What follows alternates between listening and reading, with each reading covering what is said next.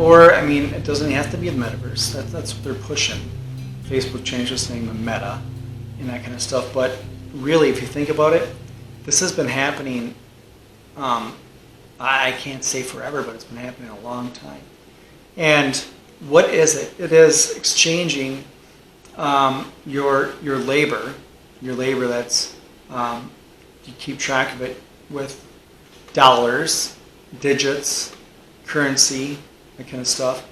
And yes, it's a horrible way to keep track of it because it loses money like every second, every minute, like a melting ice cube. And it loses money faster and faster, like the days getting warmer and warmer. And I know I talked about that before too.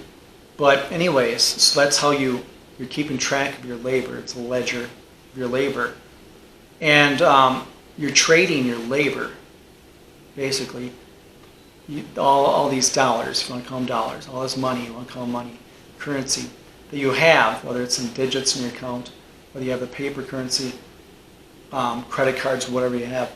And you have it, and it's just a ledger of your labor, but now, not even now, a while ago, but now it's getting much more and more, is that they want to turn this whole metaverse thing around. So hopefully their idea, or their wishes and dreams, whatever it is, that people will no longer really live, quote unquote, in the real world. You will get universal basic income, UBI, from the government, and I say that lightly because it's from the taxpayers, and I say that lightly because it's stolen from the people, UBI, and then a majority of the people, most of the people that want to be in Facebook or the metaverse and video games, and then spending their time there and their money there, their labor there. So let's trade. You worked at this job or you sold these items, whatever it is, and now you have all these ledgers of labor, we'll call them dollars or digits, and now you're going to spend it on this electronic, on these, not video games like Nintendo or Atari, that kind of stuff, the systems. You're just going to spend it within the games. So I just want to give you a little scope, what I'm talking about. So I remember I was never involved in World of Warcraft. So I remember years and years ago, that was a huge game. Cousins and people I worked with played it. I could hear them talking about it, but I really could have cared less.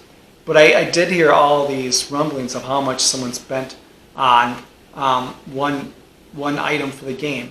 And I don't remember, sometimes it was gold, I believe, and sometimes it was stuff that they also used in the game itself, and digital gold, in the game.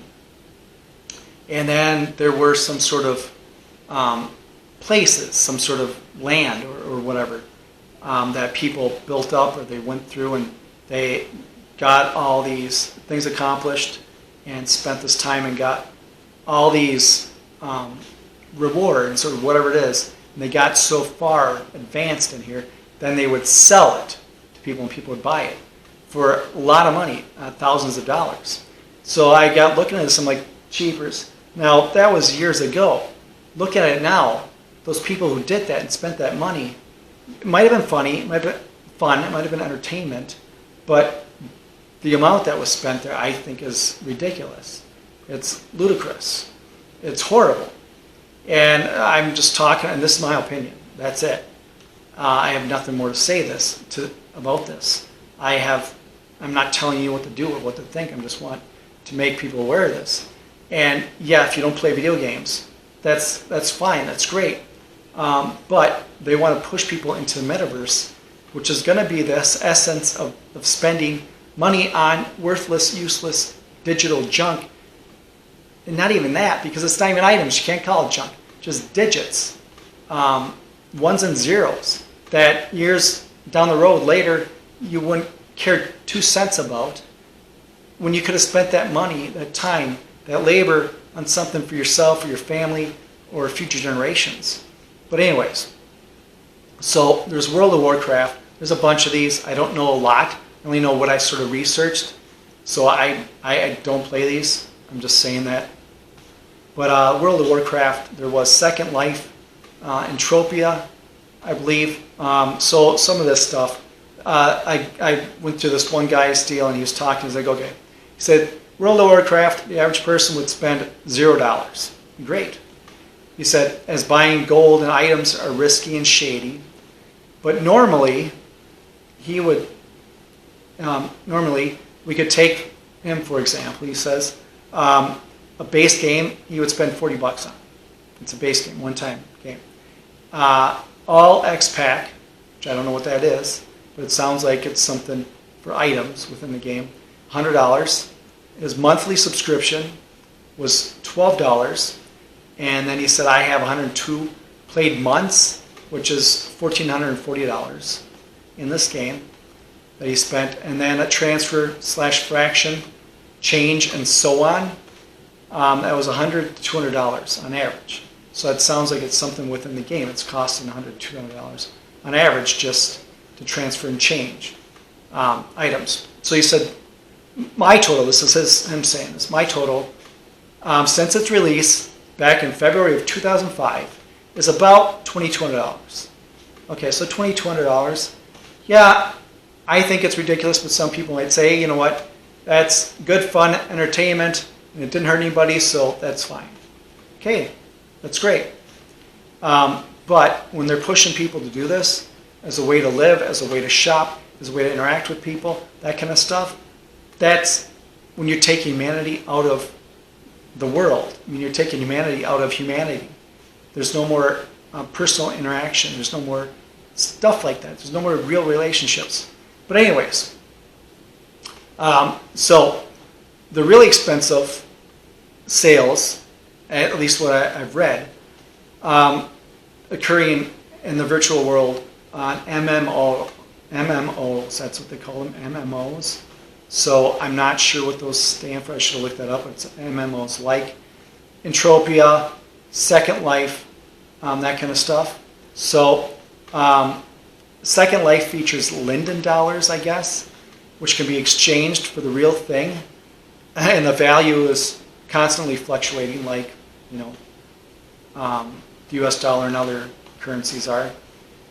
So people buy avatars, vehicles, furniture, and even homes within this game, and land. And then according to the developer, you know, his own website, their own website, the most expensive sale in Second Life was a purchase of the region of Amsterdam for $50,000.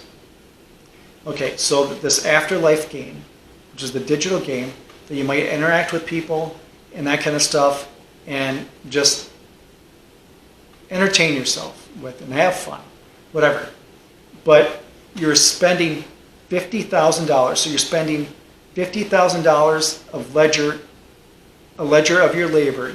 Your labor equated to $50,000 worth that you spent on a digital, not real, just a digital region of Amsterdam. It's digits. It's ones and zeros. It's you know, it's not real.